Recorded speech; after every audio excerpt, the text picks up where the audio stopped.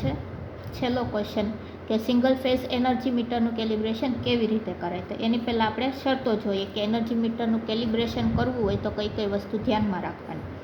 એમાં પહેલું છે ટેમ્પરેચર. ટેમ્પરેચર 27 અને -2 ડિગ્રી હોવું જોઈએ, કાં તો 2 વધારે હોવું જોઈએ. 27 + 2 એટલે 29, કાં તો 25, એવી રીતે એનું ટેમ્પરેચર હોવું જોઈએ. પછી તો કે મીટર નોર્મલ વર્કિંગ કન્ડિશન એટલે કામ ચાલુ હોવું જોઈએ અને નોર્મલ વર્કિંગ પોઝિશનમાં રાખેલું એટલે ટીંગાડેલું હોવું જોઈએ. પછી ત્રીજો પોઈન્ટ છે કે ટેસ્ટ વોલ્ટેજ રેટેડ વોલ્ટેજ કરતાં 1% જેટલા હોવા જોઈએ, ±1%. ટેસ્ટ કરવાના છે જે વોલ્ટેજને એ નોર્મલ વોલ્ટેજ કરતાં ±1% વધારે કે ઓછા હોવા જોઈએ. પછી છે કે ફ્રીક્વન્સી છે, ટેસ્ટની ફ્રીક્વન્સી એ કાં તો 0.3% વધારે હોય કાં તો ઓછી હોવી જોઈએ. પછી છે કે ટેસ્ટ વોલ્ટેજ અને કરંટ સાઇનોસોડિયલ એટલે એસી કરંટ હોવો જોઈએ. ટેસ્ટ વોલ્ટેજ અને કરંટ બે કેવા હોવા જોઈએ? એસીમાં હોવા જોઈએ. પછી આવે છે છઠ્ઠો પોઈન્ટ કે મીટરની વોલ્ટેજ સર્કિટ ટેસ્ટના ઓછામાં ઓછા 1 કલાક પહેલાં એનર્જાઇઝ થયેલી હોવી જોઈએ, કે જે મીટરને આપણે ટેસ્ટ કરવું છે એને ઓછામાં ઓછું 1 કલાક પહેલાં એને ચાલુ કરી દેવાનું.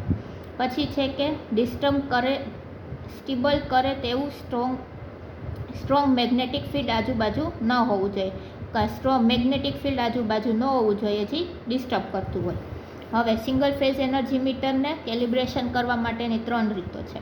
તો એમાં પહેલી છે કે રોટરી સબ સ્ટાન્ડર્ડ મીટરનો ઉપયોગ કરીને લોંગ પીરિયડ ડાયલ ટેસ્ટ. પછી બીજું છે કે રોટરી સબ સ્ટાન્ડર્ડ મીટરનો ઉપયોગ કરીને short period disc speed test.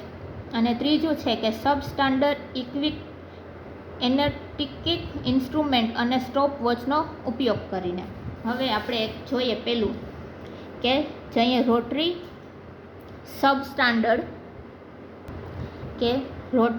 Substandard મીટરનો ઉપયોગ કરીને આપણે કેવી રીતે કેલિબ્રેશન કરી શકીએ. તો આકૃતિ છે એમાં જે આ પહેલું છે એ શું છે કે જેને આપણે ટેસ્ટ કરવાનું છે, જે મીટરને આપણે ટેસ્ટ કરવાનું છે એ.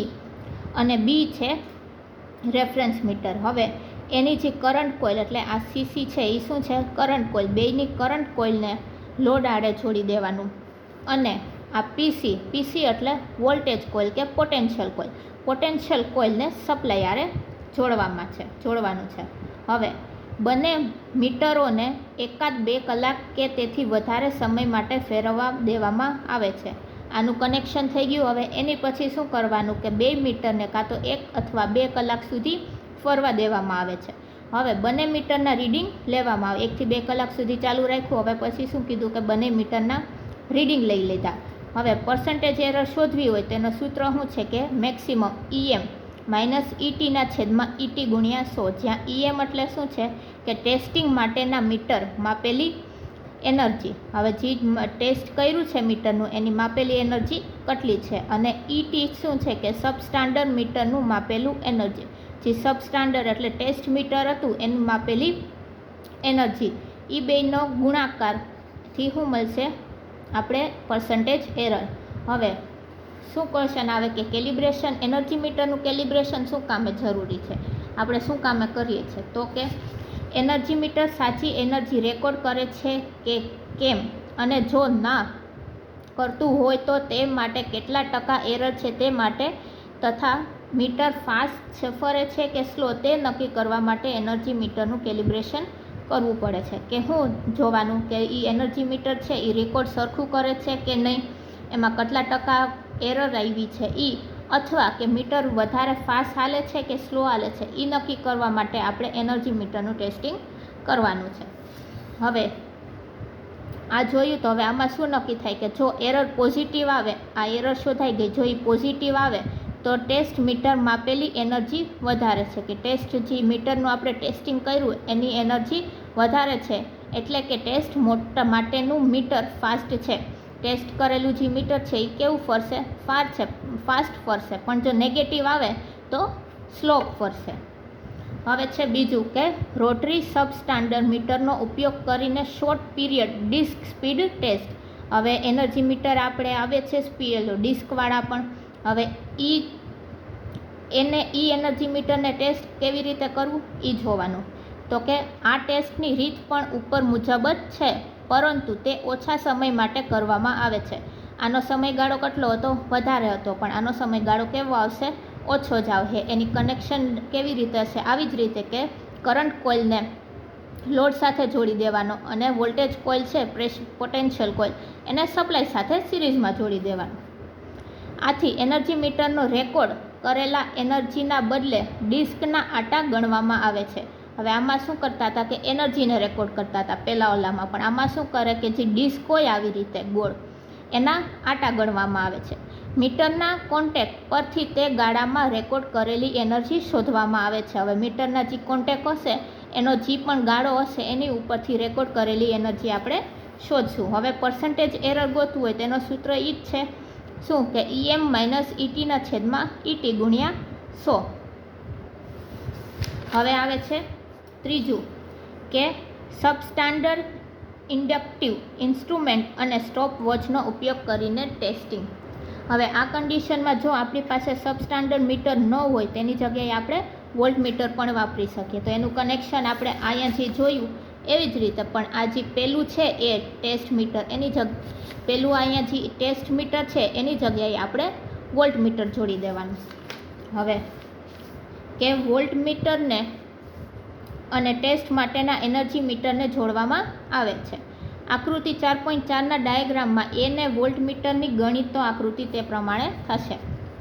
હવે મીટરને ડિસ્ક અમુક ચોક્કસ આટા એન માટે ફરવા દેવામાં આવે છે. કે આમાં શું કર્યું કે ડિસ્કને અમુક ચોક્કસ આટા નક્કી કરી લીધા કે એક આટો ફરે, 2 આટા ફરે, એવી રીતે એન આટા માટે એને પેલા ફરવા દેવામાં આવે છે.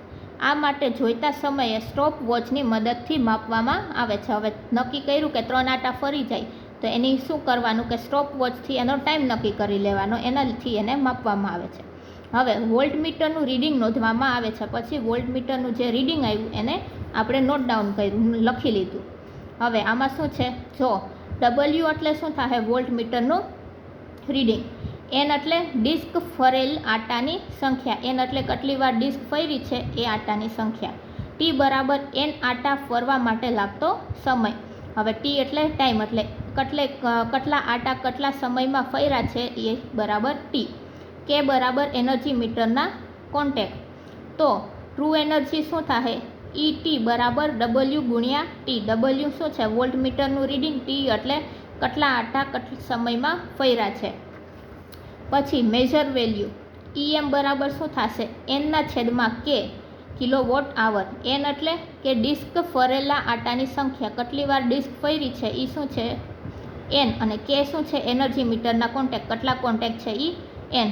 તો બરાબર શું થાય? N ગુણ્યા K ગુણ્યા 1000 × 3600 વોલ્ટ સેકન્ડ. હવે આને કેવી રીતે આમ કર્યું? કેમ કે આ કિલોવોટ આવરમાં હતું.